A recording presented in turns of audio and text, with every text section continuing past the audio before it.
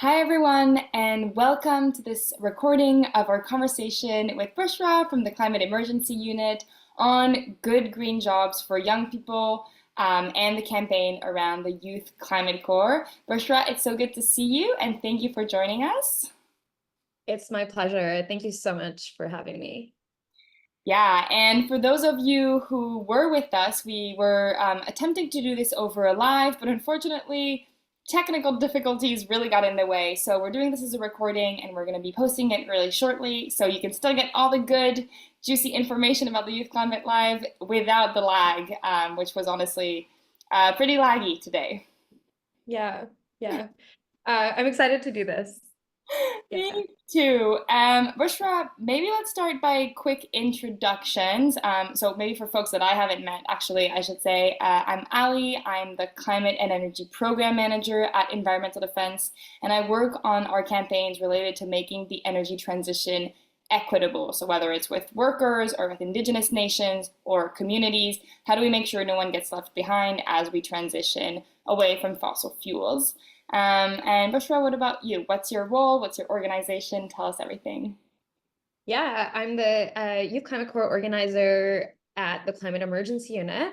At the CU, we have a couple different flagship campaigns that we're pushing forth until the end of 2025, which is when we plan to shut down. But our real hope is that in the next year and a half, like these campaigns become larger than us, and we see them like reverberating through the public, and so that we are no longer needed to be able to like push them, and they're just being mobilized on by the public themselves. Such an interesting approach to things, and I guess I mean it ties really well into talking about the Youth Climate Corps because I think it has been picking up a lot. So maybe explain to us what is a Youth Climate Corps? What's the idea there? Absolutely. The elevator pitch is that at its core, we are campaigning for a job training program that really would be barrier free, where anyone under 35 would be able to join as long as like they have a desire to sign on. At the moment, there really isn't a job training program that's that barrier free in Canada, except for like maybe the military, which comes the closest. So we're campaigning to provide young people with a civilian approach and a job training program that promises them a paid training opportunity. It would be 2 years long in length, and the idea is that when people graduate from the program, they would ideally get some kind of a red seal trade certification to get them established or very close to established in their new careers, in their new green careers. Um, Oftentimes people are like, well, what kind of jobs are these, right? Like it's I think our imagination around that needs to really be developed and nourished. And in the way that we envision a youth climate corps and the jobs that are developed in this program and like what kind of trainings would be done is that there's three different buckets. So the first bucket would be emergency preparedness and response. And so anywhere from like wildfire fighting to wildfire mitigation work, flood responses, any sort of low carbon care work during heat domes and any sort of climate disaster. The second one would be jobs to strengthen our local ecosystems. So jobs around ecosystem restoration, conservation, climate technician type of roles. And then the third one would be around jobs that we require to immediately bring our everyday greenhouse gas emissions. So building retrofits, installing renewable energy, home energy savings, all of that fun stuff that I hear from local municipal climate advocates that they not only need billions of dollars in funding to be able to retrofit our mega cities like Toronto, but if they were able to get successfully get that money from different levels of government, they actually don't have the labor capacity to be able to Mhm. do that work.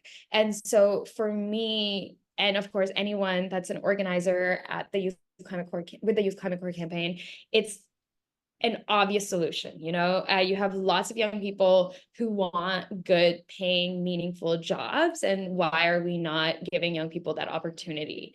And so I guess that's one of the questions I have is Why would we focus on youth? Why are we not just saying a climate core? Because it sounds like a lot of people want to do climate jobs. Is there a reason you decided to go for youth specifically?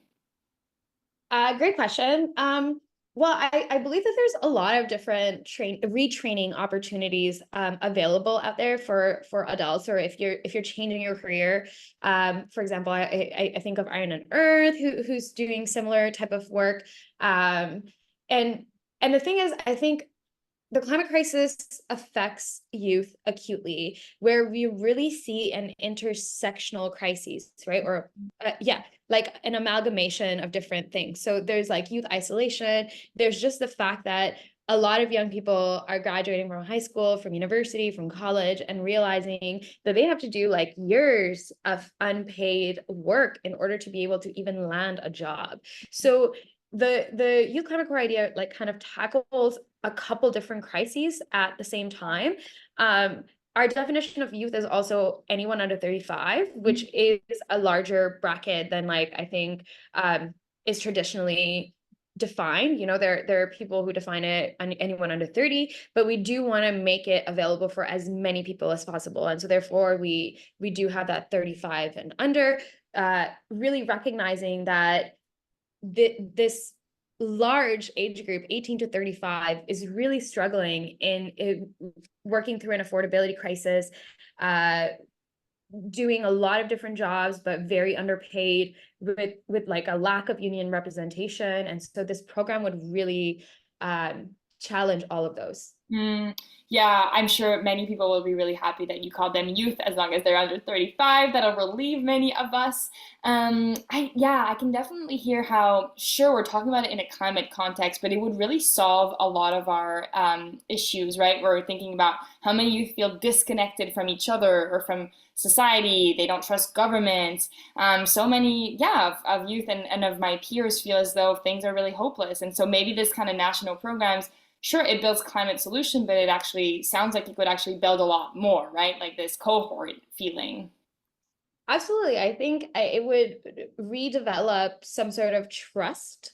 I think when people are pulled in to be part of the system, there's a little bit more um, pride involved in it. And there's also, I think like that would definitely add to the fact that, you know, we do lack a lot of engagement. And I think a lot of youth, I think for me, it really speaks to the civic engagement Yes. like young people want to help, they want to be engaged, but they honestly are um they're working too much. They don't have the capacity to be engaged in government, to be able to do this work. And what I see is that a lot of youth are already doing this type of work, but you know, it costs them their mental health, right? Like to be able to do like to be in school full time, to be organizing, to just being like just having hobbies and being like a functional adult, like all of that takes up like literally every hour of your day. So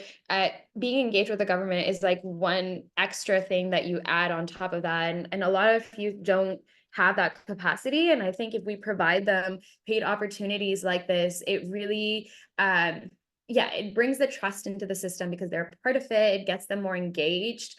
And yeah, they have like a feeling of collectiveness, like they feel like they're part of a community. I think it's like a big, in a way, it is a nation building project. But for me, in a decolonial way, you know, I'm a first gen immigrant.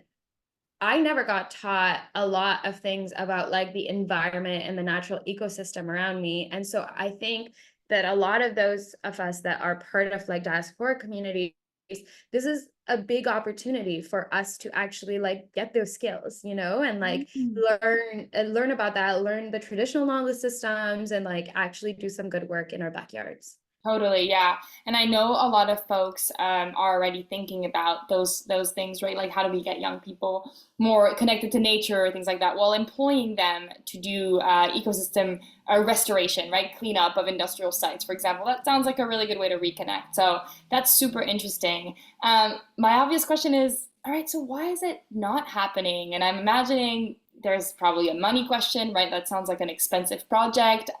Yeah, tell me more about how we would actually make this happen in real life. Great question. So our campaign demand is like we have a defined campaign demand. We're asking the federal government to invest $1 billion into the as like a initial down payment for this program, and ideally the government would like the program would increase in size as there is a desire, like that's our intention, but as like at least like a seed funding, like that $1 billion is important. We've done some modeling. If the program paid a living wage and was housed inside the government, that would create around 20,000 full-time full year positions with a living wage for young people, which is massive for our country, it's definitely a question. It's like of will. I think the past year we've demonstrated to the government that this is an important solution that can speed up the energy transition. It isn't the only solution, but it is vitally important. And I think they're listening. In terms of we've seen big announcements that have addressed our campaign, but we are continuing to build power around our demands and our principles. And yeah.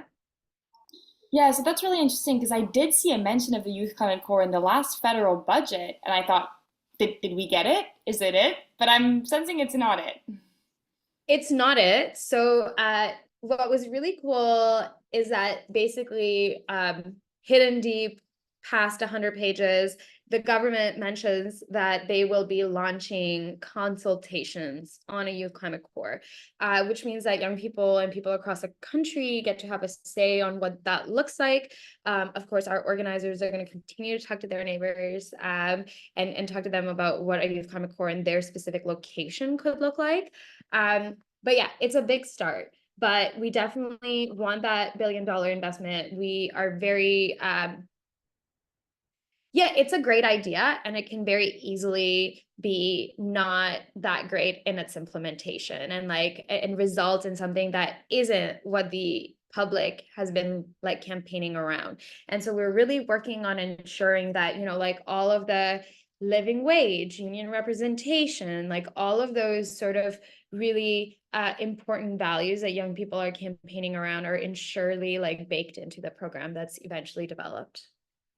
That's great. So I guess maybe to kind of wrap us up here, two questions. The first one is I saw that there were some members of parliament that were also calling for this. So I'm curious if there's anything you can say about what everyday people, who they should be contacting. Is it members of parliament who can decide this? Like, give us a bit of an indication of who's our target here to convince them now that we're convinced about the Youth Climate Corps. Yeah, it's definitely the federal government. We've been talking to folks in the federal Liberal caucus, folks like Minister Guilbeault, Minister Ian, the Minister of Environment and Climate Change, as well as the Minister of Youth, as well as the Deputy Prime Minister, because it's really it is a financial commitment that we're asking for. I mean, they can agree that this is a good idea, but unless they're willing to really give us the money to run that, we don't win. So I think it's very much talking to your federal representative, your member of parliament, telling them that this is something that could be life-changing for you, or if you were a youth, this could have like really helped. I personally want it because I think I would love to do 2 years at the Youth Climate Corps. Like, I want some hands-on skills. Like, I feel like after doing like more than 6 years of higher education, I'm like, get me out there, get me moving. Like, I don't want to be working behind a desk, and I think that's like a lot of young people. But yeah, talk to your political representatives, contact us if you want to join the campaign.